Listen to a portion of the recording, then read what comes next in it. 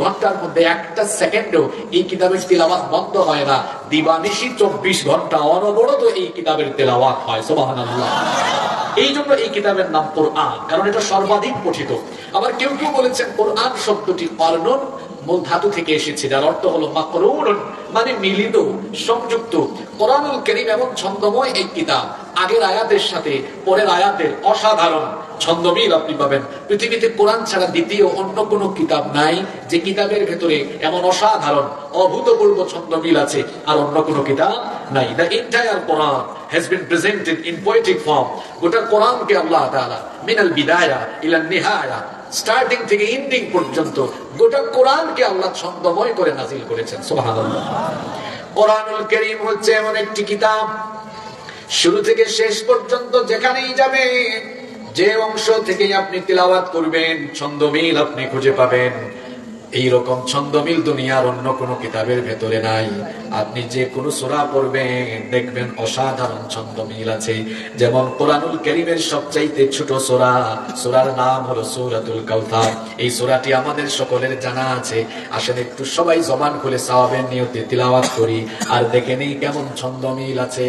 পড়েন আমার সঙ্গে, ইন্না আ'তাইনাকাল কাউসার ফাসাল্লি লিরাব্বিকা ওয়ানহার ইন্না শানিআকা হুয়াল আবতার। ইন্না আ'তাইনাকাল ফাসাল্লি লিরাব্বিকা ইন্না শানিআকা হুয়াল আবতার। এই যে আপনি ওয়াকফ করলেন, দেখেন তো এই ওয়াকফের সময় প্রত্যেকটা আয়াতের শেষে র সুকুন আছে কি নাই? যে কোনো সূরা পড়েন, কুল হুয়াল্লাহু আল্লাহুস লাম ইয়ালিদ ওয়া লাম ইয়াকুল লাহু কুফুয়ান, কি বলেন? ছন্দমিল আছে না? সূরা ইনফিতার পড়ে দেখেন, ইদাস সামাউ ফাতারাত ওয়া ইদাল কাওয়াকিবু ইনতাসারাত ওয়া ইদাল বিহারু ফুজ্জিরাত ওয়া ইদাল কুবুরু বু'থিরাত আলিমাত নাফসুম মা কদ্দামাত ওয়া আখারাত। সুবহানাল্লাহ। আমাদের সবচেয়ে পছন্দের সূরা সূরা রহমান, তিলাওয়াত করে দেখেন কি অসাধারণ ছন্দমিল। আল্লাহ তাআলা কত সুন্দর করে নাযিল করলেন, আর রহমান আল্লামাল কুরআন খালাকাল ইনসান আল্লামাহুল বায়ান। ছন্দমিল আছে না নাই? যেখানেই যাবেন আপনি ছন্দের মিল পাবেন। এই রকম করে কোরআনের শুরু থেকে শেষ পর্যন্ত গোটা কোরআনকে অসাধারণ ছন্দমিল দিয়ে যিনি নাজিল করেছেন, গলার আওয়াজ বড় করে বলেন তিনি কে? আপনারা কি আলোচনা মনোযোগ দিয়ে শুনছেন? আমি প্রথম পয়েন্টে কথা বলেছি কোরআনের নাম কোরআন কেন, দুটো কারণ বলেছি। কেউ কেউ বলেছেন কোরআন শব্দের অর্থ হলো মাকরুন, এটা সর্বাধিক পঠিত। দুনিয়ার সবচাইতে বেশি তিলাওয়াতকৃত কিতাবের নাম হলো আল কোরআন। আর কোরআন শব্দটির 2 নম্বর নামকরণের কারণ হলো এটি দুনিয়ার একমাত্র কিতাব, অনলি ওয়ান বুক। শুরু থেকে শেষ পর্যন্ত যেখানেই যাবেন আগের আয়াতের সাথে পরের আয়াতের ছন্দের মিল খুঁজে পাবেন। সুবহানাল্লাহ। কোরআন ছাড়াও কোরআনুল কারীমের আরো প্রায় শতাধিকের কাছাকাছি কোরআনের গুণবাচক নাম আছে। আমি মাস্টার্সে যখন থিসিস করেছিলাম এই বিষয়ে, এই টপিক নিয়ে থিসিস করার সুযোগ হয়েছিল। আসমা ওয়া আওসাফুল কোরআন মিন খিলালিল কোরআনিল কারীম, কোরআনুল কারীমের, কোরআনের আলোকে কোরআনের নাম এবং বৈশিষ্ট্য সমূহ। তো এটা নিয়ে গবেষণা করতে যেয়ে দেখলাম কোরআন ছাড়াও কোরআনের আরো প্রায় শতাধিকের কাছাকাছি গুণবাচক নাম আছে।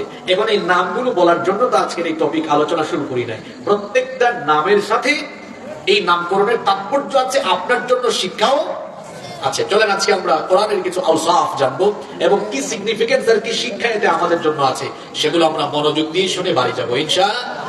আপনারা ওই শ্রোতাদের মতো হইয়েন না, আমাদের দেশে অনেক জায়গায় ওয়াজ প্যান্ডেলে থাকে, বাড়িতে যায় না, মনোযোগ দিয়ে শুনে না, অমনোযোগী হবেন না। আমরা সবাই মনোযোগের সাথে হেদায়েতের নিয়তে প্রতিটি কথা শুনবো। আল্লাহ আমাদেরকে তৌফিক দান করেন। নাম্বার 2, কোরআন তো বললাম একটা নাম। নাম্বার 2, কোরআনের আরেকটা নাম হচ্ছে কারীম। এই কিতাবের একটা নাম কি? এই দেখেন আমাদের দেশের বেশিরভাগ কোরআনের মুসহাফে লেখা কোরআন শরীফ। শরীফ কিন্তু কোরআনের কোনো গুণবাচক নাম নয়। শরীফ বললে আপনাদের কারো সগীরা গুনাহ হবে না, কবিরা গুনাহ হবে না, কোনো অসুবিধা নাই। কিন্তু এটা কোরআনের আসলে গুণবাচক নাম নয়। কোরআনের অনেক গুণবাচক নাম আছে যেগুলো আমরা জানবো। কোরআনের সাথে সেগুলোকে আপনি সম্বন্ধযুক্ত করতে পারেন, কারণ যেগুলোর ব্যাপারে তো বর্ণনা কোরআনের ভেতরেই আছে। কোরআনের একটা নাম হলো কারীম। জোরে বলেন, কোরআনের আরেকটা নাম কি? রব্বুল আলামিন কোরআনুল কারীমের 56 নম্বর সূরা সূরাতুল ওয়াকিআ এর 77 নম্বর আয়াতে বললেন, ইন্নাহু লাকুরআনুন কারীম, নিশ্চয়ই এটি হচ্ছে সম্মানিত কোরআন। কারীম শব্দের অর্থ হলো সম্মানিত। কেন এই কিতাব সম্মানিত? কারণ হলো সম্মানিত ফেরেশতার মাধ্যমে, সম্মানিত মাসের, সম্মানিত রাতের, সবচেয়ে সম্মানিত নবীর কাছে, সম্মানিত উম্মতের জন্য এই কোরআন যিনি নাজিল করেছেন তিনি কে? কথাগুলো বুঝেছেন আপনারা? সম্মানিত ফেরেশতার মাধ্যমে, সম্মানিত মাসের, সম্মানিত রাতে, সম্মানিত নবীর কাছে, সম্মানিত উম্মতের জন্য এই কিতাব নাজিল হয়েছে। এজন্য এই কিতাবকে বলা হয় কারীম। সুবহানাল্লাহ। এটা এমন এক কিতাব, এর সংস্পর্শে যিনি আসেন তিনি দুনিয়ায় সম্মানিত হয়ে যাবেন, আখিরাতে সম্মানিত হয়ে যাবেন। এই কিতাবের কাছে আসলে দুনিয়াতে আপনার সম্মান আছে, আখিরাতেও আপনার সম্মান আছে। দেখুন, আমরা ইমাম সাহেব কাকে বানাই? হাজার হাজার মানুষ পিছনে মুক্তাদি থাকে, কিন্তু সবচাইতে সুন্দর করে যিনি কোরআন তিলাওয়াত করতে জানেন তাকে আমরা আমাদের সামনে দিয়ে আমাদের নামাজের ইমাম বানাই। তাহলে বোঝা গেল কোরআনওয়ালাদের দাম আছে না নাই? শুধু তাই নয়, কোরআনওয়ালা লোকেরা এদের মর্যাদা এত বেশি। আল্লাহর নবী বলেছেন, ইন্না লিল্লাহি আহলিনা মিনান নাস, মানুষের মধ্য থেকে কিছু মানুষ হলো আল্লাহর আহাল, আল্লাহর ফ্যামিলি, আল্লাহর পরিবারের অন্তর্ভুক্ত করেন। সুবহানাল্লাহ। এখন আপনারা বলবেন, হুজুর এটা কেমন কথা শুনলাম, আল্লাহর কি আবার পরিবার আছে নাকি? কারণ আমরা তো সূরা ইখলাসের মধ্যে পড়ি, লাম ইয়ালিদ ওয়া লাম ইউলাদ, কেউ তাকে জন্ম দেয়নি, তিনিও কাউকে জন্ম দেননি, তার কোনো পরিবার নাই, তিনি হচ্ছেন আহাদ, একক, অদ্বিতীয়, তার সাথে কোনো শরীক নাই। কিন্তু আপনি বলছেন মানুষের মধ্যে কিছু মানুষ আল্লাহর পরিবারের অন্তর্ভুক্ত। মুহাদ্দিসগণ এই হাদিসের ব্যাখ্যায় বলেছেন, আল্লাহর পরিবার মানে হলো আল্লাহর খুব নৈকট্যশীল বান্দাদের অন্তর্ভুক্ত। এরা আল্লাহর সবচেয়ে প্রিয় বান্দা, এরা আল্লাহর সবচেয়ে নৈকট্যশীল বান্দা। সাহাবীরা নবীজিকে জিজ্ঞেস করলেন, মান হুম ইয়া রাসূলুল্লাহ? সকলে আমার সঙ্গে পড়েন সাল্লাল্লাহু আলাইহি ওয়াসাল্লাম। ওগো আল্লাহর নবী, তারা কারা যারা আল্লাহর সবচেয়ে নৈকট্যশীল? নবীজি তখন বললেন, আহলুল কুরআনি হুম আহলুল্লাহি ওয়া খাসসাতুহু, কোরআনওয়ালা মানুষ যারা আল্লাহর সবচাইতে নৈকট্যশীল বান্দা তারা। আপনি কোরআনওয়ালা হয়ে যান, আল্লাহর সবচেয়ে প্রিয় মানুষ আপনি হয়ে যাবেন ইনশাআল্লাহ। এই কোরআন আপনি যদি ধারণ করতে পারেন, কোরআনের কাছে এসে কোরআনের রঙে যদি রঙিন হয়ে যেতে পারেন, শুধু দুনিয়াতে সম্মান নয়, আখিরাতেও আল্লাহ আপনাকে এত সম্মান দিবেন। এই কোরআন সাধারণ কোনো কিতাব নয়। আল্লাহর নবী বলেছেন, আল কুরআনু শাফিউম মুশাফফা, এটি এমন কিতাব কিয়ামতের মাঠে এই কিতাবকে আল্লাহ সুপারিশকারী, শাফায়াতকারী কিতাব বানাবেন। ইয়াজিউল কুরআনু ইয়াউমাল কিয়ামাহ, নবীজি বলেছেন কিয়ামতের দিনে এই কোরআন হাজির হবে। আল্লাহ তাআলাকে বলবে কিছু বান্দাদের জন্য সুপারিশ করে, আল্লাহকে বলবে, ইয়া রাব্বি, হে রব, হাল্লি ফায়ুলবাসু তাজাল কারামা। আল্লাহ তাআলার কাছে কোরআন বলবে, আল্লাহ তোমার এই বান্দাকে তুমি অলংকৃত করো, জান্নাতি সাজে সজ্জিত করো। আল্লাহ তাআলা কোরআনের কথা শুনে কোরআনওয়ালা মানুষগুলোকে তখন আল্লাহ তাআলা তখন সম্মানের মুকুট পরিধান করাবেন। বলেন সুবহানাল্লাহ। কোরআন আরো বলবে, ইয়া রাব্বি জিদহুম হুল্লাতুল কারামা।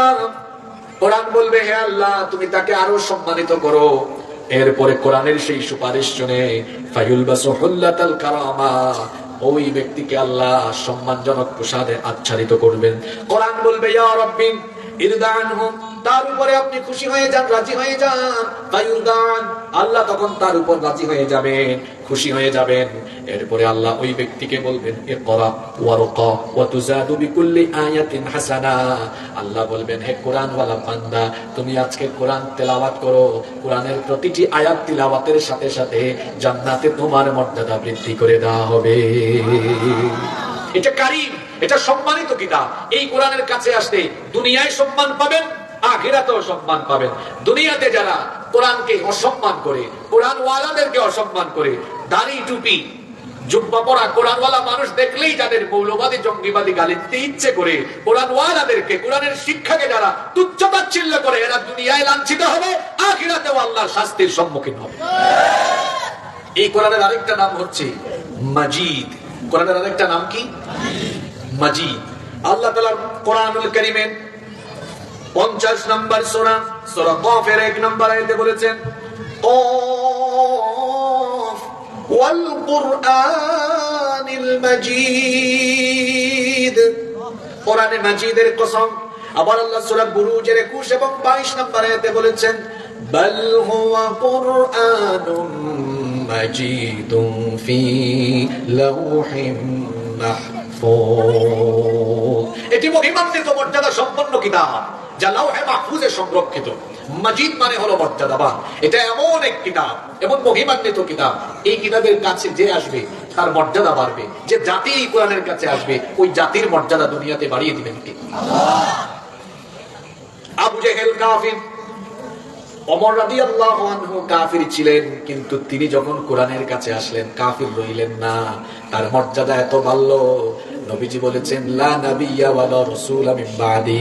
আমার পরে দুনিয়াতে কোনো নবীও আসবেন না, রাসূলও আসবেন না। লাউ কানা নাবিয়্যাম মিন বাদি লাকানা ওমর। আমার পরে কেউ যদি নবী হয়ে দুনিয়াতে আসতো, আমার ওমর আমার পরে নবী হয়ে যেত। কোরআনের কারণেই ওমর রাদিয়াল্লাহু আনহু মর্যাদা বেড়েছে, সম্মান বেড়েছে। মর্যাদা যদি বাড়াতে চান আপনাকে কোরআনের কাছে আসতে হবে। এখানে অনেক মা বাবা আছেন, দুনিয়া আখিরাতে আপনারা যদি মর্যাদা পেতে চান আপনাদের বাচ্চাগুলোকে আপনারা কোরআন শিখান। বাচ্চাদের শিক্ষা জীবন শুরু হবে নুরানি দিয়ে, মক্তব দিয়ে। বড় দুঃখ করে বলতে হয়, এখন আমাদের সমাজের বেশিরভাগ মা বাবা তাদের সন্তানদেরকে শিক্ষা জীবন শুরু করানোর সময় কোরআন দিয়ে শিক্ষা জীবন শুরু করাতে পারেন না। এটা বড় আফসোসের ব্যাপার, এটা বড় দুঃখের ব্যাপার। আপনি যদি আপনার সন্তানকে কোরআনওয়ালা বানাতে পারেন, আর আপনি যদি একজন কোরআনওয়ালা সন্তানের পিতামাতা হতে পারেন, আপনার মর্যাদা কত বেশি বাড়বে শুনেন। নবীজি বলেছেন, মান ক্বরাআল কুরআন ওয়া আমিলা বিমা ফি উলবিসা ওয়ালিদাহু তাজান ইয়াউমাল কিয়ামাহ। যে ব্যক্তি কোরআন পড়ে আর কোরআনের বিধানগুলো মেনে কোরআন অনুযায়ী আমল করে, তার পিতামাতাকে আল্লাহ কিয়ামতের দিন তাদের মাথার মধ্যে নূরের মুকুট পরিধান করাবে। সেই মুকুট, এটা কেমন মুকুট হবে? নবীজি বলেছেন, দাউহু আহসানু মিন দাউইশ শামসি ফি বুয়ুতিদ দুনিয়া। নবীজি বলেছেন, আল্লাহ তার মাতা পিতাকে মাথায় এমন মুকুট পরিধান করাবেন যেই মুকুটের আলো দুনিয়ার সূর্যের আলোকেও ম্লান করে দিবে। বুঝতেছেন আপনি কথা? বুঝুন না, আপনার মাথায় আল্লাহ যে মুকুট দিবেন, এই মুকুটের উজ্জ্বলতা দুনিয়ার সূর্যের আলোকেও ম্লান করে দিবে। আল্লাহু আকবার। কি শিখালে? আরো জোরে বলেন। অনেকে তো তাদের সন্তানদেরকে কোরআনও শিখায় নাই, নামাজও শিখায় নাই, তার বাচ্চাগুলো উস্তা খায়াও পশ্চিম দিকে পড়ে না। নোয়াখালীতে উস্তা বুঝেন তো আপনারা? আমাদের সিলেটে বলে উস্তা খায়াও পশ্চিম দিকে একবার পড়ে না। কেমন সন্তান রেখে যাচ্ছেন আপনি? আপনি মারা যাওয়ার পরে আপনার সন্তান যদি আপনার জন্য দোয়া করে, এটা তো আপনার জন্য সবচেয়ে বড় পাওনা। আপনি মারা যাওয়ার পরে একজন ভাড়াটিয়া হুজুর, এখানে কোনো আলেম ওলামা দয়া করে রাগ করবেন না, ভাড়াটিয়া বলতে আমি বুঝিয়েছি যে আমি ডেকে শুনে অনুরোধ করে একজন আলেমকে আনলাম। তিনি যদি আমার জানাজায় দাঁড়ান তাহলে তার ভিতরে কোনো ফিলিংস কাজ করবে না, আবেগ কাজ করবে না। ওনার জায়গায় যদি আমার সন্তান দাঁড়ায়, আমার সন্তান জানাজার নামাজের তাকবীর দিতে গিয়ে তার কলিজা ফেটে যাওয়ার মতো অবস্থা হবে, তার চোখের পানি বের হয়ে নাকের ডগায় চলে আসবে। এই নেককার, এই সুসন্তান রেখে যাওয়ার কারণে তার চোখের পানি তো আমার জন্য জান্নাতে যাওয়ার কারণ হয়ে যাবে। এটার নাম জীবন। It's called life. এটাকে জীবন বলে। ওই যে আমরা বলি না, এমন জীবন তুমি করিও গঠন, মরিলে হাসিবে তুমি কাঁদিবে ভুবন। আপনি এরকম সন্তানাদি রেখে গেলে এমনিতেই মানুষ আফসোস করবে, আরে কেমন মানুষ নিজেও সফল, বাচ্চাগুলোকে এমন বানিয়ে গিয়েছে। আর মদঘুর, গাঁজাঘুর, সুদঘুর, ইয়াবাঘুর, লুচ্চা বদমাশ রেখে গেলে কেউ আপনার জন্য আফসোস করবে? আরো মারা যাওয়ার পরে মানুষ ইন্না লিল্লাহ না বলে মনে মনে আলহামদুলিল্লাহ বলবে। আপনাদের কষ্ট হচ্ছে? সন্তানদেরকে কি শিখাবেন? এই কোরআনের কাছে আসলেই মর্যাদা বাড়বে, মর্যাদাবান হয়ে যাবেন আপনি। শুধু ব্যক্তির মর্যাদা যে বাড়বে সেটা শুধু নয়, যে জাতি এই কোরআনের কাছে আসবে তার মর্যাদা বাড়বে। আর ব্যক্তির মর্যাদা হাসরেও কত বাড়বে। আমার হাদিস একটা মনে পড়ে গেল। নবীজি বলেছেন, তালাকাতুল্লাহ ইয়াহুলুহুমুল ফাযাউল আকবার। তিন শ্রেণীর মানুষ তিন ব্যক্তির কিয়ামতের কোনো ভয় থাকবে না। হাসরের মাঠে যখন সবাই পেরেশানিতে থাকবে, ভীত সন্ত্রস্ত থাকবে, তিন ব্যক্তি কিয়ামতের দিন কোনো ভয় ভীতির মধ্যে থাকবে না। ওয়ালা ইয়ানালুহুমুল হিসাব, এমনকি এই তিন ব্যক্তির কাছ থেকে কিয়ামতের দিন কোনো হিসাব নেওয়া হবে না। আল্লাহু আকবার, কত বড় কথা! এদেরকে বিনা হিসাবে জান্নাত দেওয়া হবে। সুবহানাল্লাহ পড়েন। কথাগুলো ভালো করে শুনেন। তিন ব্যক্তি কিয়ামতের দিন ভীত হবে না। নাম্বার 2, এদের কাছ থেকে কোনো হিসাবও নেওয়া হবে না। 3 নম্বরে হলো এদের মর্যাদা এত বেশি, হুম আলা কাতিবিম মিন মিসকিন হাত্তা ইয়াফরুগা মিন হিসাবিল খালাইক। তাবরানীর বিশুদ্ধ সনদে এই হাদিস বর্ণিত হয়েছে।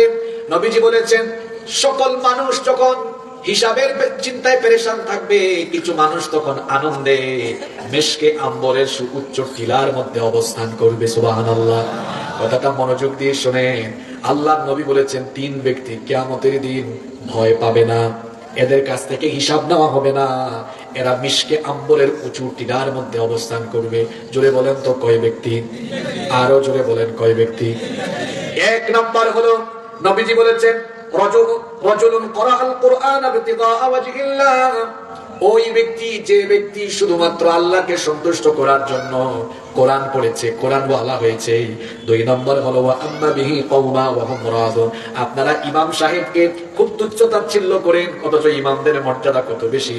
নবীজি বলেছেন, ওই ইমাম সাহেব যিনি কোনো এলাকার নেতৃত্ব দিয়েছেন, ইমামতি করেছেন, আর তার উপরে এলাকার সবাই সন্তুষ্ট।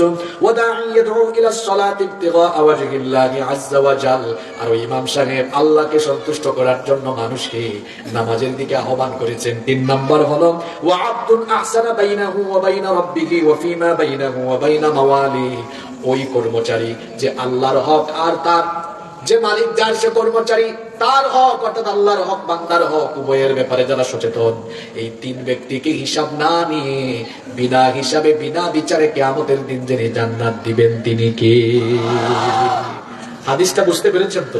কোরআন ওয়ালা হওয়ার মর্যাদা কত, কত মজা! দুনিয়াতে আপনি টাকাওয়ালা, পয়সাওয়ালা, বাড়িওয়ালা, ক্ষমতাওয়ালা হয়ে কবরে যাওয়া সফলতা নেই, কোরআন ওয়ালা হয়ে কবরে যাওয়ায় সফলতা আছে। কথা কি বোঝা যায়? বাড়িওয়ালা, টাকাওয়ালা, পয়সাওয়ালা, ক্ষমতাওয়ালা, এগুলো দিয়ে কবরে যান। কালকে ফেসবুকে একটা ছবি দেখলাম, একটা কবরের ছবি, হঠাৎ করে টাইমলাইনে আসলো। ওই যমুনা গ্রুপের মালিক, কি যেন নাম, আমার নাম ওনার খেয়াল আসতেছে না, স্মরণ নাই, নুরুল ইসলাম, ওনার কবর মৃত, মনে হয় মৃত না, মৃতই তো, করোনার সময় তিনি মারা গিয়েছে। ওনার কবর, আহারে দেখেন, সবাইকে যেরকম কবর দেওয়া হয়, আল্লাহর বান্দা তাকে ওরকম কবর দেওয়া হয়েছে।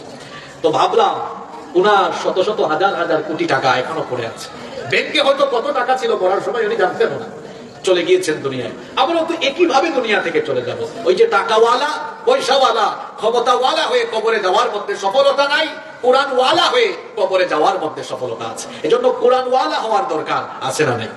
কোরআন ওয়ালা হবেন কেমনে? কিন্তু আমি আলোচনা শেষে রেখেছি। আপনাদের মনোযোগ আছে তো? একটু আগায় আগায় বসেন, মানুষজন আসতেছেন যাতে সবার জায়গা হয়। কষ্ট, আপনারা পিছনে তাকায় না, চুপচাপ সামনে আগায় চলে আসেন। আচ্ছা, কোরআনের কয়টা নাম বলেছি বলেন তো আপনারা? জোরে বলেন, কয়টা নাম?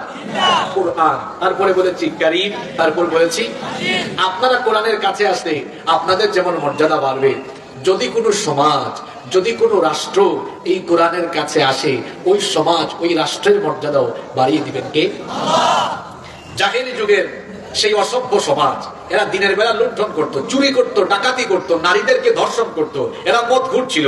এই অসভ্য, এই নোংরা এই সমাজকে আল্লাহর নবী একটা কিতাব দিয়ে পরিবর্তন করে দিয়েছেন। সেই কিতাবের নাম কি? একটা কিতাব। এই কিতাবের কাছে আসার পরে এই সমাজ সোনালী সমাজ হয়েছে। জন্য তো আমরা মসজিদে ইমাম সাহেবের কাছ থেকে জুমার দিনে সানি খুতবায় শুনি, খায়রুল কুরুনি করনিন সুম্মাল্লাযীনা ইয়ালুনাহুম সুম্মাল্লাযীনা ইয়ালুনাহুম। সর্বশ্রেষ্ঠ যুগ, রাসূল বলেছেন আমার যুগ। নবীজির যুগে যেরকম বরকত ছিল, নবীজির যুগ যেমন সোনালী যুগ ছিল, কিয়ামত পর্যন্ত এমন সোনালী যুগ পৃথিবীর মানুষ আর দ্বিতীয়বার দেখবে। কারণ সেই যুগে শাসন ছিল কোন কিতাবের? জোরে বলেন, কোন কিতাবের? কোরআনের শাসন ছিল। এই কোরআনের শাসন থাকলে মানুষ তার নিজের ইচ্ছায় কিছু করতে পারবে না। আসেন আপনাদেরকে মিসাল দিয়ে, উপমা দিয়ে বুঝাই। মনে করুন এই খালিশপুর একটা এলাকা, এই এলাকা পরিচালনা করার জন্য আমরা মুহতারামকে দায়িত্ব দিলাম। এখন তিনি এই এলাকা পরিচালনার জন্য কিছু দেওয়ানি, কিছু ফৌজদারি বিধান বা আইন বানালেন যে এই এলাকায় চুরি করলে এই শাস্তি, ডাকাতি করলে এই শাস্তি, নারী নির্যাতনের এই শাস্তি, এই অপরাধের এই শাস্তি, এই অপরাধের এই শাস্তি। তো মানুষের তো কোনো স্টেবিলিটি নেই, স্থায়িত্ব নেই, মানুষ মরণশীল, বা মানুষ কখনো উত্থান হয়, মানুষের কখনো পতন হয়। মনে করেন ওনার পতন বা ওনার স্টেবিলিটি চলে যাওয়ার পরে, অথবা ওনার দুনিয়ার হায়াত শেষ হয়ে যাওয়ার পরে খালিশপুরের মানুষ এই খালিশপুর পরিচালনার দায়িত্ব আমাকে দিলেন। এখন আমার ডানে বামে যত মানুষজন আছে তাদেরকে নিয়ে আমি আমার দল পরিচালনা করি। আমি চিন্তা করলাম আমার দলে চোর বেশি, ডাকাইতো বেশি, এবং আমার আগে তিনি যে আইন বানিয়েছেন চুরি ডাকাতির আইন খুব কড়া, এবং আমার ডানে বামে এদেরকে সাপোর্ট দিতে হলে, শেল্টার দিয়ে রাখতে হলে, চুরি ডাকাতিকে তলে তলে সাপোর্ট দিতে হবে। আমি বললাম আগের সংবিধান আমি এখন সংশোধন করব, সংশোধন করে আমার যেগুলো ভালো লাগে সেগুলো রাখলাম, যেগুলো ভালো না লাগে জুরাতালি মানলাম আর কি। এটা হলো প্রথম সংশোধন। আমার পরে আরেকজন আসলেন, তিনি এসে যেগুলো ভালো লাগে সেগুলো রাখলেন, যেগুলো ভালো লাগে না সেগুলো বাদ দিলেন। পৃথিবীতে আপনারা তাকিয়ে দেখেন, মানুষের তৈরি করা আইন দিয়ে যত সমাজ সভ্যতা রাষ্ট্র চলছে, যারা যখন সুযোগ পেয়েছে তারা মানুষের স্বার্থে নয়, নিজেদের স্বার্থে, নিজেদের দলের স্বার্থে বহুবার বারবার বারবার তারা তাদের সমাজ সভ্যতা বা রাষ্ট্রের আইন কানুন, তারা সংবিধান বা আইন কানুন বা সংবিধান তারা সংশোধন করছে করছে, এটা চলমানই থাকবে। আর যারা এটা সংশোধন করে বা পরিবর্তন করে, এরা সবার আগে নিজের স্বার্থের কথা চিন্তা করে। এবার আসুন তো, আমরা খালিশপুরের পরিচালনার দায়িত্ব মোহতারামকে দিয়ে বললাম আপনি পরিচালনা করেন, ঠিক আছে, একটা আইনও নিজে বানাতে পারবেন না, আইন চলবে এখান থেকে। এখন তিনি পরিবর্তন করতে পারবেন? 2 বছর 5 বছর 10 বছর চালাইলেন, পরে আমার কাছে আসলো।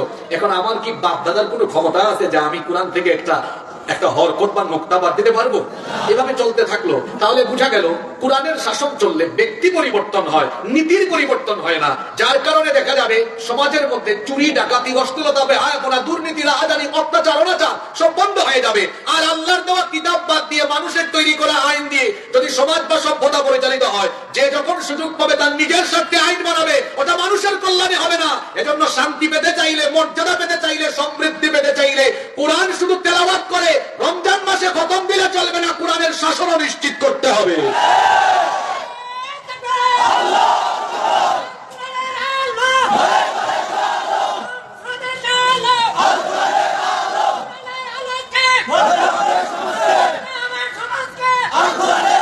আমার কথায় কি আপনারা কি কষ্ট পেয়েছেন? আমি তো আপনাদেরকে কষ্ট দেওয়ার জন্য বলি নাই, মিথাল দিয়ে উপমা দিয়ে আপনাদেরকে বোঝানোর চেষ্টা করেছি। বিশ্বাস করেন ভাই, মানুষ স্বার্থপর, মানুষ স্বার্থপর। এই স্বার্থপরতা আমি নিজে স্বীকার করছি, এই স্বার্থপরতা আমার মধ্যেও আছে। পৃথিবীর প্রত্যেকটা মানুষ স্বার্থপর। আপনার কি মনে হয় সে সুযোগ পাইলে তার স্বার্থের কথা আগে চিন্তা করবে না? অবশ্যই করবে। কোরআন এটা ফিক্সড, এটাতে কেউ পরিবর্তন আনতে পারবে। মনে করেন তিনি চুরির শাস্তি দিলেন 6 মাসের জেল, আমি বললাম না 4 মাসের জেল, আর কোরআন বলেছে ফিক্সড আইন, প্রমাণিত হয়েছে, হাত কেটে দাও। আপনি চুরির একটা শাস্তি কোরআন দিয়ে করে দেখেন, সমাজের যত ছেঁচড়া চোর আছে এক বিচার থেকে তারের মতো সোজা হয়ে যাবে।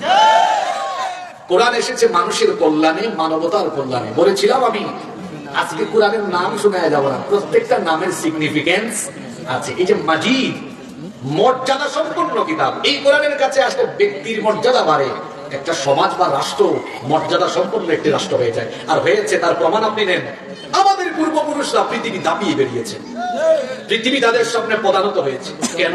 তাদের হাতে আল্লাহর কালাম ছিল, তারা কোরআন দিয়ে তাদের জনপদ পরিচালনা করেছেন, গোটা পৃথিবীতে তারা মাথা উঁচু করে দাঁড়িয়েছেন।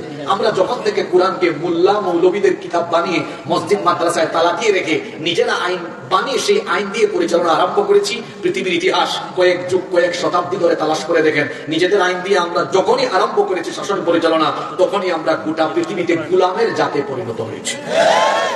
আমার কথা কি বোঝা যায়? মর্যাদা কিভাবে বাড়ে দেখেন তো। এই একটা রেহাল, এটা আমার হাত থেকে পড়লে নিশ্চয়ই আমরা এটাকে ভক্তির সাথে ধরবো, কারণ এটা খুব অল্প টাকার, অল্প দাম, অল্প টাকা দিয়ে কেনা হয়েছে, কিন্তু কোরআন রাখার পরে এটার সম্মান বেড়ে গিয়েছে। আমাদের আলমারিতে কত কাপড় রাখি, পায়ের তোলায় যায়, একটা দিনও হাতে নিয়ে চুমু খাই না, ভক্তি দেখাই না। ছোট্ট গিলাফ দিয়ে, বস্তনি জিলবাব দিয়ে পেছানো হলে ওইটার মর্যাদা তখন বেড়ে যায়। কোরআনের কাছে ব্যক্তি আসলে ব্যক্তির মর্যাদা বাড়ে, কাঠের মর্যাদা, প্লাস্টিকের মর্যাদা বাড়ে, কাপড়ের মর্যাদা বাড়ে। আল্লাহর কসম, যেদিন এই গোটা সমাজের মানুষ কোরআনের কাছে আসবে, এই সমাজের মানুষ পৃথিবীতে মাথা উঁচু করে দাঁড়াবে ইনশাআল্লাহ। এর আগে সত্য কথা তিতা হবে, গোলামের জাত গোলামের জাতি থাকবে, মাথা উঁচু করে দাঁড়াতে পারবেন না। চ্যালেঞ্জ করলাম, পারবেন না আপনি, এটা আমার কথা না, বলেছেন কে? আসলে একটা দলিল নেই, দেখেন নবীজি কি বলেন।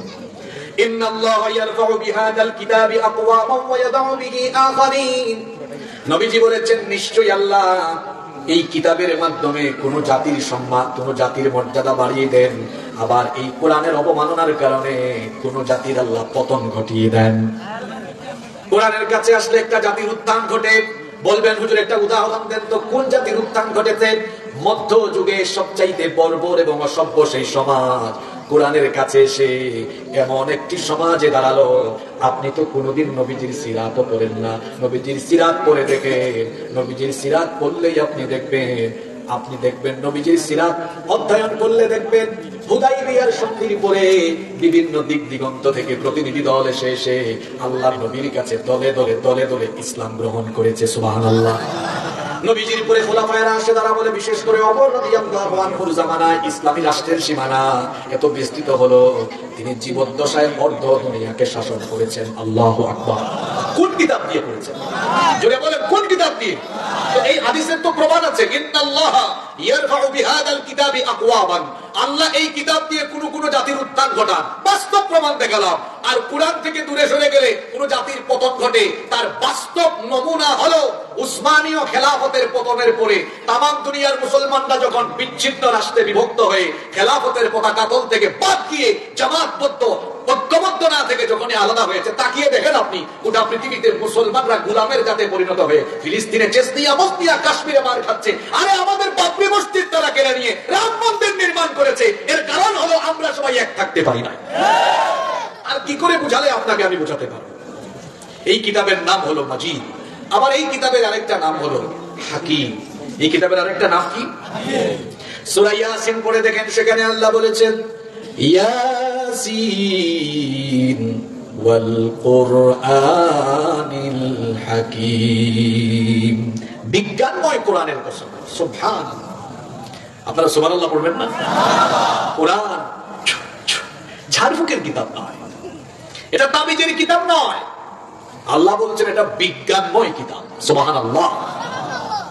আমি আল্লাহ তাআলার অশেষ দয়ায় কোরআনিক সায়েন্স নিয়ে পড়াশোনা করার কারণে কোরআন বিজ্ঞান নিয়ে গবেষণার সুযোগ হয়েছে, আলহামদুলিল্লাহ। আর গবেষণা করতে গিয়ে দেখলাম কোরআনের ৬,০০০-এর উপরে আয়াত, এর মধ্যে ১,৫০০ প্লাস আয়াত আছে শুধুমাত্র বিজ্ঞানের বিভিন্ন শাখা প্রশাখার ব্যাপারে। সুবহানাল্লাহ। There is no contradiction between the Holy Quran and science. কোরআনের সাথে বিজ্ঞানের কোনো দ্বন্দ্ব নাই, বরং বিজ্ঞান কোরআনের কাছে অত্যন্ত অসহায়, অত্যন্ত অসহায়। এই যে মহাবিশ্ব, এটা সৃষ্টি হলো কিভাবে? আপনি যে বসবাস করছেন এই দুনিয়ায়, আপনি কি কখনো চিন্তা করেন যে how the universe was created? এগুলো কিভাবে সৃষ্টি হয়েছে? আপনি চিন্তা না করলেও বিজ্ঞানীরা এগুলো চিন্তা করেছেন। বিজ্ঞানীরা চিন্তা করেছেন। স্টিফেন হকিং এর বিগ ব্যাং থিওরির আলোকে বিজ্ঞানীরা বলেন যে এই মহাবিশ্বের সবকিছু, অর্থাৎ আসমান জমিন, সূর্য চন্দ্র গ্রহ নক্ষত্র তারকাপুঞ্জ, মহাবিশ্বের সব সৃষ্টির শুরুতে পুঞ্জীভূত একত্রিত অবস্থায় ছিল। তখন সবকিছু ছিল গ্যাসীয় কণার মতো।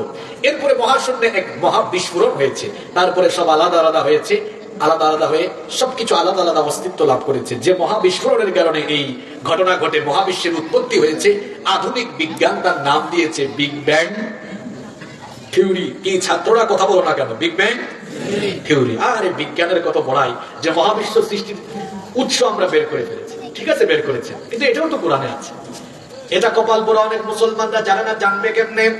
মুল্লাদের কিতাব, ঝাড়ফুকার তাবিজের কিতাব মনে করে নিজে কোরআন শিখে না, বাচ্চাদেরকেও শিখায় না, গবেষণাও করে না। অথচ কোরআন যদি আপনি খোলেন তো দেখবেন কোরআনুল কারীমের ২১ নম্বর সূরা, সূরাতুল আম্বিয়া এর ৩০ নম্বর আয়াতে আল্লাহ মহাবিশ্বের উৎপত্তি অর্থাৎ বিগ ব্যাং থিওরির এই ধারণা দিয়ে বলেছেন, আওয়ালাম ইয়ারাল্লাযীনা কাফারু আন্নাস সামাওয়াতি ওয়াল আরদা কানাতা রাতকান ফাফাতাকনাহুমা। তারা কি দেখে না? অবিশ্বাসীরা কি দেখে না? আসমান সমূহ আর জমিন সৃষ্টির শুরুতে লাগোয়া একত্রিত ছিল, এরপরে আমি আল্লাহ আমার মহা ক্ষমতা বলে সেগুলোকে আলাদা করে দিয়েছি। কেমনে আল্লাহ আলাদা করে দিলেন? বিস্তারিত বর্ণনা আল্লাহ অন্য সূরায় দিলেন, সুম্মাস্তাওয়া ইলাস সামাই ওয়া হিয়া দুখানুন ফাকালা লাহা ওয়া লিল আরদি ائتيا طوعا أو كرها قالتا آتينا طائعين। আল্লাহ তাআলা বলছেন, মহাশূন্যে যখন মহাবিস্ফোরণ হলো, আকাশ তখন ধোঁয়াশাচ্ছন্ন হয়ে গেল। কোথাও আগুন লাগলে সেই জায়গায় ধোঁয়া সৃষ্টি হয় কি হয় না? মহাশূন্য যখন ধোঁয়াশাচ্ছন্ন হয়ে গেল, আল্লাহ তাআলা বলেন, ধোঁয়াশাচ্ছন্ন আকাশে আমি মনোনিবেশ করে আসমান জমিনকে অর্ডার দিলাম, তোমরা পরস্পর আলাদা হয়ে যাও, সেপারেট হয়ে যাও। আসমান জমিন তখন জবাব দিল, ক্বালাতা আতাইনা তাইমিন, আমরা আমাদের রবের হুকুম মেনে অনুগতদের মতো অস্তিত্বমান অবস্থায় ফিরে গেলাম। 1979 সালে সৌদি আরবের রাজধানী রিয়াদে একটি কনফারেন্স হয়েছিল। ওই কনফারেন্সের নাম ছিল ইউথ কনফারেন্স, মুক্তামার আশ-শাবাব। সেই কনফারেন্সে আমেরিকার বিখ্যাত একজন বিজ্ঞানী বালমার উপস্থিত ছিলেন। তিনি কনফারেন্স রুমে এই আয়াতগুলোর তেলাওয়াত শুনে দাঁড়িয়ে গেলেন, দাঁড়িয়ে বললেন, হাউ ইজ ইট পসিবল, এটা কিভাবে সম্ভব যে বিগ ব্যাং থিওরি দিয়ে আমরা মহাবিশ্ব সৃষ্টির ধারণা দিলাম, কোন বই থেকে এটা তিলাওয়াত করলে, কোন বই থেকে এটা বললে, এই তথ্য তোমরা পেয়েছে কোথায়? তাকে বলা হলো, এটা এই যুগের কোনো বই নয়, এটা আরো 1500 বছর আগে নাজিল হওয়া আল্লাহর কিতাব কোরআন। সে তখন বললো, 1500 বছর আগে তো আমাদের বিজ্ঞানীদের বাপদাদেরও জন্ম হয় নাই, বিজ্ঞানেরও জন্ম হয় নাই, তো যেখানে বিজ্ঞানের জন্মই হয় নাই, ওই যুগে এই বিজ্ঞানময় কিতাবে মহাবিশ্ব সৃষ্টির বিজ্ঞানময় এই ধারণা এসেছে, এটা মানুষের রচনা করা হয়। নিঃসন্দেহে মহাবিশ্বের যিনি সৃষ্টিকর্তা, তার কাছ থেকেই এই কিতাব নাজিল হয়েছে, আমার আর কোনো সন্দেহ নাই। এজন্য এই কনফারেন্স হলে আমি সকলকে সাক্ষী রেখে কালিমা পড়ে মুসলমান হয়ে গেলাম। কি বুঝলেন আপনি? বিজ্ঞান যত এগিয়ে যাচ্ছে, বিজ্ঞানীরা ভিক্ষুক হয়ে কোরআনের সামনে দাঁড়িয়ে থাকতে বাধ্য হচ্ছে। এই যে ফিঙ্গারপ্রিন্ট দিয়ে আমরা ফিঙ্গার প্রেস করি, আজকে সাব রেজিস্ট্রি অফিসে যান জায়গা জমির দলিল করতে, ফিঙ্গারপ্রিন্ট, ভোট দিতে যান ফিঙ্গারপ্রিন্ট, সিম কিনতে যান, উঠাতে যান ফিঙ্গারপ্রিন্ট, এয়ারপোর্টে যান, ইমিগ্রেশনে ফিঙ্গারপ্রিন্ট। কারণ ফিঙ্গারপ্রিন্ট হলো ব্যক্তি শনাক্তকরণের সাইন্টিফিক একটা প্রক্রিয়া। পৃথিবীতে যত মানুষ বসবাস করে, একজনের ফিঙ্গারপ্রিন্টের সাথে আরেকজনের ফিঙ্গারপ্রিন্টের কোনো মিল নাই। 1800 সালের আগে পৃথিবীর মানুষ এটা জানতোই না। ইংল্যান্ডে এই তথ্য আবিষ্কার হয়েছে। ব্রিটিশ বিজ্ঞানী উইলিয়াম হার্সাল মানব দেহের উপরে গবেষণা চালিয়ে সর্বপ্রথম ফিঙ্গারপ্রিন্টের ধারণা পৃথিবীর মানুষকে তিনি জানিয়েছেন। 1800 সালের পরে মানুষ ফিঙ্গারপ্রিন্ট সম্পর্কে জেনেছে। আর এই ফিঙ্গারপ্রিন্টের কথা কোরআনুল কারীমের 75 নম্বর সূরা সূরাতুল আল কিয়ামা এর 3 এবং 4 নম্বর আয়াতে আছে। আপনি পড়ে দেখুন, আল্লাহ তাআলা বলেছেন, আয়াহসাবু আল্লান নাজমা'a 'ইদামা বালা কাদিরিনা আলা আন নুসাউইয়া বানানা। যারা মনে করে আমরা যখন মারা যাব, আমাদের দেহ যখন পচে গলে হাড্ডি মাংস বস্তি পিণ্ড আলাদা আলাদা হয়ে যাবে, তখন এগুলোকে জোড়া লাগিয়ে কিভাবে আমাদেরকে জীবিত করা হবে? আল্লাহ তাআলা তাদের কথার জবাব দিতে গিয়ে বললেন, তোমার শরীরের হাড্ডি মাংস বস্তি পিঞ্জরি শুধু আমি জোড়া লাগাবো না, ও আমার বান্দা, আমি তার পাশাপাশি তোমাদের প্রত্যেকের হাতের আঙ্গুলের যে এই মাথা আছে, এই আঙ্গুলের মাথা পর্যন্ত আবার পুনর্বিন্যস্ত করব।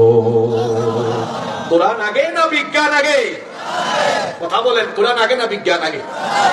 এখন তো আপনারা বিজ্ঞান শিক্ষাকে প্রায়োরিটি দিয়েছেন, আপনারা ইতিহাস শিক্ষাকে প্রায়োরিটি দিয়েছেন, আপনারা শারীরিক শিক্ষাকে প্রায়োরিটি দিয়েছেন, শিল্প ও সংস্কৃতিকে প্রায়োরিটি দিয়েছেন, ইংরেজিকে দিয়েছেন, গণিতকে দিয়েছেন। আমি বলছি না যে এগুলো দরকার নেই। দুনিয়াতে চলার জন্য অবশ্যই প্রত্যেকটা বিষয়ের দরকার আছে, কিন্তু সকল বিষয়ের আগে দরকার হলো আল্লাহর কিতাব কোরআনের। কারণ বাংলা, ইংরেজি, গণিত, বিজ্ঞান, ইতিহাস, সংস্কৃতি যত বই আছে, এগুলো মানুষের বানানো বই। আর এটা কার? জোরে বলেন, কার? আজকে আমাদের সিলেবাস থেকে কোরআন আউট করে দেওয়ায় আমাদের কত সৌভাগ্য। কি হয়েছে দেখেন, আমরা কি পেয়েছি। আপনাকে একটা উদাহরণ দিয়ে বোঝাই, আপনি রাগ করেন না। আমাদের দেশে মাঝে মাঝে মসজিদে জুতা চুরি হয়। যে জুতা চুরি করে তাকে আমরা সোজা বাংলায় বলি জুতা চোর। সে কিন্তু অত উচ্চ শিক্ষিত না, অশিক্ষিত বা অর্ধ শিক্ষিত। আর অনেক পড়াশোনা করে যখন প্রশাসনে বা রাষ্ট্রীয় কোনো চেয়ারে বসে, মাঝে মাঝে এমনও ব্যক্তিকে আমরা দেখি গুরুত্বপূর্ণ চেয়ারে বসে কলমের খোঁচায় শত শত হাজার হাজার কোটি টাকা চুরি, দুর্নীতি বা লুটপাট করে। যে ব্যক্তি কলমের খোঁচা দিয়ে চুরি করে তাকে আমরা চোর বলি, তবে তার বিশেষণ হলো শিক্ষিত চোর। জুতা চোর আর শিক্ষিত চোর, দুই চোরের লেভেল ক্যাটাগরি কি একরকম? একটা হলো অশিক্ষিত, অর্ধ শিক্ষিত, আরেকটা উচ্চ শিক্ষিত। আমার দিকে তাকান, মনোযোগ দেন, বুঝতে পারবেন কোরআন শিক্ষার গুরুত্ব কোথায়। তো এই ব্যক্তি অনার্স, মাস্টার্স, পিএইচডি হোল্ডার হয়ে এবারে এত চুরি করে কেন, এত দুর্নীতি করে কেন? আসেন, আমরা পরীক্ষা দিলে পরীক্ষার মার্কশিট আছে না?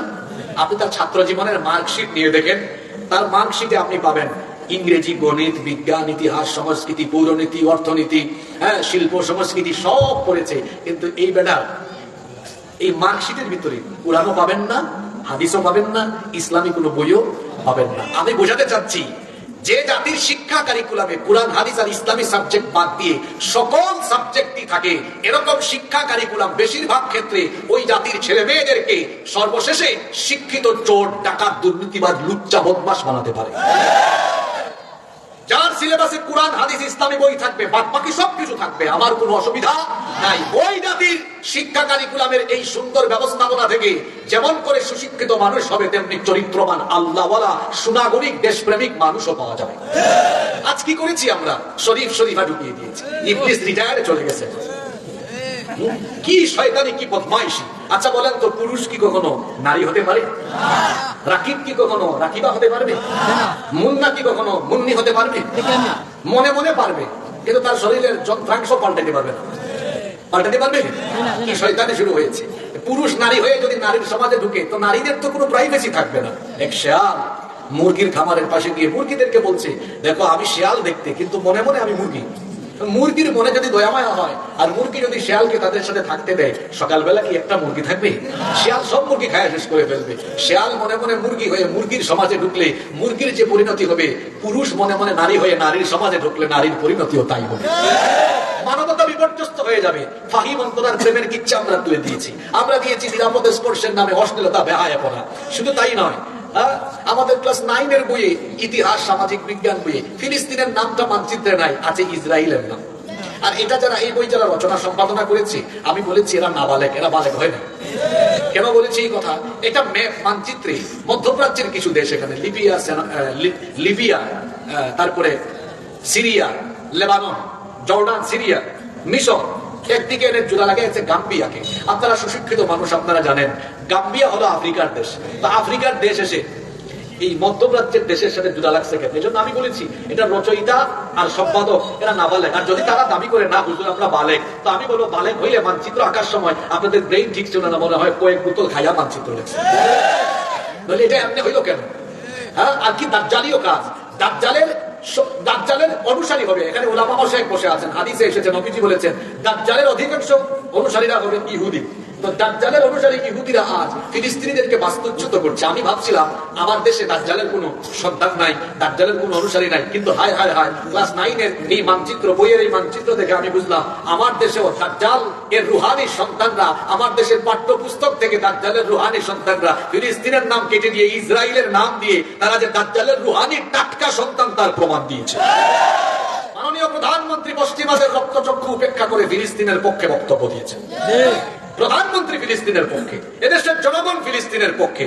আর এদেশের আমলা কামলা যারা বই লেখার দায়িত্ব পেল, তারা ইসরায়েল প্রেমী হয়ে ফিলিস্তিনের নাম কেটে দিয়ে ইসরায়েলের নাম মানচিত্রে দিয়ে মাননীয় প্রধানমন্ত্রীর সাথে গাদ্দারি করেছে। এদেশের প্রতিটা মুসলমানের সাথে তারা গাদ্দারি করেছে। আমরা বলতে চাই, এই গাদ্দারগুলোর হাতে হাত করা লাগিয়ে হাত করার অপমান করে লাভ নেই। গরু ছাগল বান্দার দড়ি দিয়ে এদেরকে বেঁধে আদালতে হাজির করে অভিযুক্ত প্রত্যেকটা ব্যক্তির বিরুদ্ধে অভিযোগ প্রমাণিত হয়ে গেলে পরে এদেরকে অবশ্যই এই দেশে দৃষ্টান্তমূলক শাস্তি দিতে হবে। আপনাদের কষ্ট হচ্ছে নাকি? কোরআনের নাম হাকিম, এটা বিজ্ঞানময় কিতাব। এটা কি কিতাব? বিজ্ঞানময় কিতাব। কষ্ট হচ্ছে না তো? আজান কয়টা? নাকি আপনারা আজান দেওয়ার সময় ভুলে গেছেন? আচ্ছা ঠিক আছে, আমরা আরো, আমি বেশি না, 8 থেকে 10 মিনিট সময় নেব। আপনাদের মনোযোগ আছে তো? ক্ষুধার্ত মানুষ যেমন খাবার বাইরে উঠে না, তা আপনাদের অবস্থা হলো এমন যে যেভাবে বসতেন, আজকে আর আজানের টাইম আছে কিনা বা উঠবেন কিনা এরকম কোনো কনসেন্ট্রেশন নাই। এটা হলো আল্লাহর কোরআনের প্রতি আমাদের ভালোবাসা। আল্লাহ আমাদেরকে কবুল করে নেন, বলেন আমি। 10 মিনিট আপনাদের মনোযোগ থাকবে তো? আচ্ছা, কয়টা নাম বলেছি? না না, 4টা নয়। ঠিক আছে, আপনাদের কথা 4টা। কয়টা দেখি, আরো 5-6টা বলি। নাম্বার 5 নাম্বার, এই কোরআনের নাম হলো ফুরকান। এই কোরআনের নাম কি? অনেক ছেলেদের নাম আছে ফুরকান। এখানে আছে নাকি ফুরকান? হ্যাঁ, ফুরকান অনেক সুন্দর নাম তো। এটা কোরআনের নাম হলো। রব্বুল আলামিন বলছেন সূরা ফুরকানের প্রথম আয়াতে তাবারাকাল্লাযী নাযালাল ফুরকানা আলা আবদিহি লিয়াকুনা লিল আলামিনা নাযীরা। বরকতময় সেই সত্তা যিনি তার বান্দার উপরে কোরআন নাজিল, ফুরকান নাজিল করেছেন, যাতে করে তিনি সবাইকে সতর্ক করে দিতে পারেন। ফুরকান আরবি শব্দ অর্থ হলো সত্য আর মিথ্যার মধ্যে পার্থক্য তৈরিকারী। এই কোরআন সত্য মিথ্যা থেকে সত্যকে আলাদা করে দিয়েছে, কুফরি থেকে হেদায়াতকে আলাদা করে দিয়েছে, বাতিল থেকে হককে আলাদা করে দিয়েছে। এই কোরআন মুমিন থেকে মুনাফিককে ভাগ করে দিয়েছে। এজন্য দেখবেন কোরআনে কাফিরের নামে সূরা আছে কাফিরুন, কোরআনে মুমিনের নামে সূরা আছে মুমিনুন, কোরআনে মুনাফিকের নামে সূরা আছে মুনাফিকুন। কারণ এই কিতাবের নাম ফুরকান। এটা সত্যকে মিথ্যা থেকে, বাতিলকে হক থেকে এবং মুমিনকে মুনাফিক থেকে, এভাবে সকল অন্যায় থেকে ন্যায়কে আলাদা করে দিয়েছে। এজন্য এই কিতাবের নাম হলো ফুরকান। এই কিতাবওয়ালা যারা হবে, এই কিতাবওয়ালা কোরআনওয়ালা হবে যারা, সত্যপন্থী হবে তারা। আল্লাহ আমাদেরকে কোরআনওয়ালা বানিয়ে দাও। নাম্বার 6, 6 নাম্বার, এই কোরআনের নাম হলো শিফা। এই কোরআনের নাম কি? ওয়ানুনাজ্জিলু মিনাল কুরআনি মা হুয়া শিফা। আল্লাহ তাআলা বলেছেন এই কোরআন আমি শিফা করে নাজিল করেছি। এই কোরআন দিয়ে আপনি ফু দিলে যেমন মানুষের রোগ ভালো হয়ে যায়, তেমনি ভাবে আপনি ভাবিয়েন না শুধু ঝাড় ফুকের জন্য কোরআন এসেছে, কোরআন দিয়ে ফু দিলে। ওই যে আপনারা একটা হাদিস জানেন, আবু সাঈদ খুদরি রাদিয়াল্লাহু আনহুর বর্ণনা করা হাদিস, সাপে কাটা এক রোগীকে সূরা ফাতিহা পড়ে ফু দেওয়ার কারণে ওই লোকটাকে যিনি ভালো করে দিয়েছেন, জুড়ে বলেন তিনি কে? শুধু ঝাড় ফুকের জন্য এই কোরআনের নাম শিফা নয়। আপনার সমাজেও অনেক রোগ আছে। এই সমাজে চুরির রোগ, ডাকাতের রোগ, জিনার রোগ, দুর্নীতির রোগ, লুটপাটের রোগ, অন্যায়ের রোগ, অপকর্মের রোগ। আপনার সমাজে যত রোগ আছে, সকল সমাজের সকল রোগকে দূর করার জন্য শিফা হলো কোরআনের শাসন, শিফা হলো কোরআনের। কোরআন শুধু মসজিদ, মাদ্রাসা আর ওয়াজের জায়গায় থাকলে আপনি সমাজের রোগগুলো ভালো করতে পারবেন।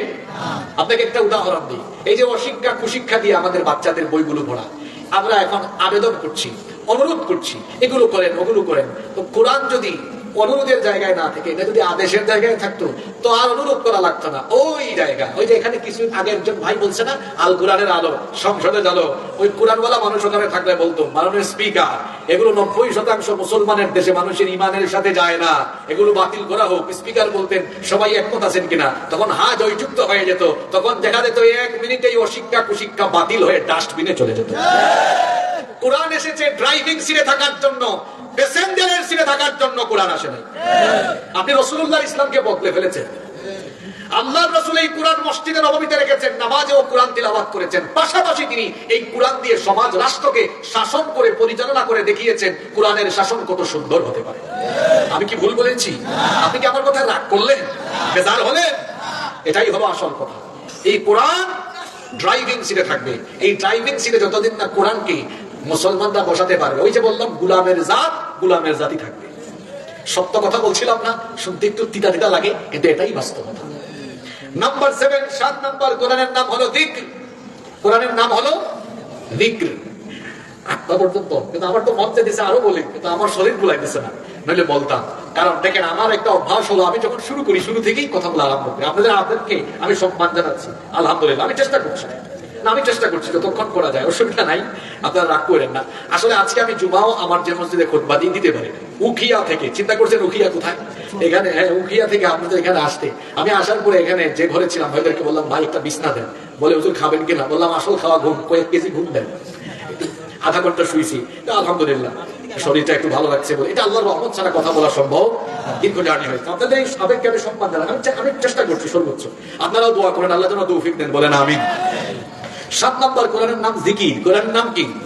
এখন আমার দেশে মানুষ জিকির বাড়াইছে। হ্যাঁ, দাঁড়ান, বসেন, লাফান, এগুলো কি জিকির? সর্বশ্রেষ্ঠ জিকির হলো এই কোরআনের নামই তো জিকির। ইন্না নাহনু নাযালনা যিকরা ওয়া ইন্না লাহু লাহাফিজুন। নিশ্চয়ই এই জিকির অর্থাৎ উপদেশ সম্বলিত কিতাব নাজিল করেছি আমি, আর এর হেফাজতের দায়িত্ব যিনি নিয়েছেন তিনি কে? এরপরে কোরআনের 8 নম্বর নাম হলো কাসাস। কাসাস মানে হলো কাহিনী, গল্প, কিচ্ছা।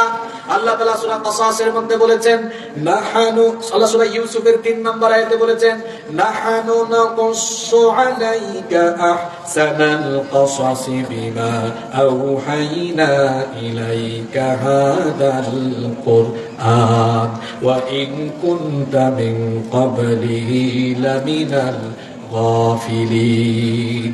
ভালো করে তাকান, এটার নাম কিসাস, কাহিনীর কিতাব। দুনিয়াতে এত সুন্দর কাহিনী কিচ্ছার কিতাব আর নাই। আমার দেশে কিছু হুজুর আছে যারা কুরআন বাদ দিয়ে এই গল্প ওই গল্প বলে, তাদেরকে বলবো ভাই আপনারা যদি না পারেন ওয়াজ করার জন্য অন্তত আল্লামা ইবনে কাসির রাহিমাহুল্লাহর লেখা কাসাসুল কুরআনের কিতাব পড়েন, সারা জীবন ওয়াজ করতে পারবেন। বুঝেন নাই কথা? আল্লামা ইবনে কাসির রাহিমাহুল্লাহ খুব সুন্দর কিতাব লিখেছেন কাসাসুল কুরআন। কাসাসুল কুরআন আরেকটা আছে, কাসাসুল আম্বিয়াও আছে, কাসাসুল কুরআনও। ও সরি, কাসাসুল কুরআন তাহলে কাল লেখা, ওই যে জার্ডির কারণে মাথা হয়তো উলটপালট হয়ে গেছে। কাসাসুল কুরআন আছে, আমি কিতাবটা পড়েছি পুরাটা, আলহামদুলিল্লাহ। তো যারা কিচ্ছা কাহিনী বলেন অসুবিধা নেই, বলেন কোরআনে তো কিচ্ছা আছে, তাদেরকে বলবো ভাই এক কিতাবই পড়েন, সারা জীবন ওয়াজ করতে পারবেন, ওয়াজ শেষ। তাও মানুষকে সাপের কিচ্ছা, ব্যাঙের কিচ্ছা, বেগুনের কিচ্ছা, আলুর কিচ্ছা শোনায় না, এমন কিচ্ছা শোনান যেগুলো কোরআনে আছে। আপনি সূরা ইউসুফ কিচ্ছা শুরু করেন, সূরা ইউসুফে পুরোটাই কিচ্ছা। সূরা কাসাসে কত নবীদের কিচ্ছা আছে, সূরা আম্বিয়ায় কত নবীদের কিচ্ছা আছে, সূরা নূহ আছে, এগুলো মানুষকে শোনান। এটা এমন কিচ্ছা, হাজার হাজার বছর আগের কিচ্ছা এখানে আছে না নাই? ফেরাউনের কিচ্ছা আছে, বহুত আগের কিচ্ছা, নমরুদের কিচ্ছা আছে, এখানে 2000, 3000, 4000, 5000, 10,000 বছর আগের কিচ্ছা আছে। এমনকি কিভাবে সব সৃষ্টি হলো এই কিচ্ছাও। আহারে আশ্চর্যজনক কথা, এই কোরআনে ভবিষ্যতের কিচ্ছাও আছে। কিয়ামত অতীত না ভবিষ্যৎ? তো কিয়ামতের কিচ্ছা কি কোরআনে নাই? সূরা ইনফিতার পড়েন, ইনশিকাক পড়েন, সূরা তাকবীর পড়েন, তাইলে কিয়ামতের কিচ্ছা, কিয়ামতের ঘটনা কেমন দেখবেন। আল্লাহ বলেছেন ইদাস সামাউ ফাতারাত ওয়া ইদাল কাওয়াকিবু ইনতাসারাত ওয়া ইদাল বিহারু ফুজ্জিরাত। সূরা কারিয়া পড়েন ইয়াউমা ইয়াকুনুন নাসু কাল ফারাশিল মাবথুস ওয়া তাকুনুল জিবালু কালাহনিল মানফুস। এই কিচ্ছাওয়ালা যুবক ছেলে যারা আছে উপন্যাস পড়ো, কোরআনের কিচ্ছা পড়ো, এত মজা লাগবে কোরআন ছাড়তে আর মন চাইবে না। সব আছে, সায়েন্স আছে, কিচ্ছাও আছে, আছে না? সব আছে। এরপরে কোরআনের 9 নম্বর নাম হলো নূর। কোরআনের নাম হলো কি? ওয়া আনজালনা ইলাইকুম নূরাম মুবিনা।